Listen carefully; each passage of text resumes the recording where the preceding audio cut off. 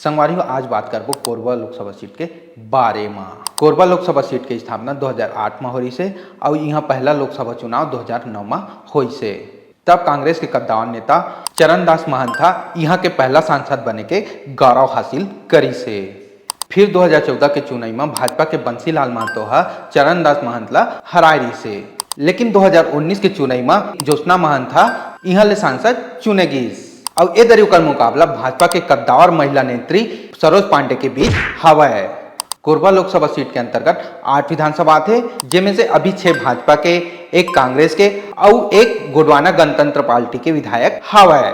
अनुसूचित जनजाति बाहुल्य होने के बावजूद भी ये सीट अनारक्षित है, मतलब एसटी समुदाय के मतदाता मन यहाँ के परिणाम ला तय कर सकते। और अब देखना है कि ए दरीबाजी कौन मार थे। तो संगवारियों ऐसने खबर पर देखा चाहो हमारे चैनल ठिया छत्तीसगढ़।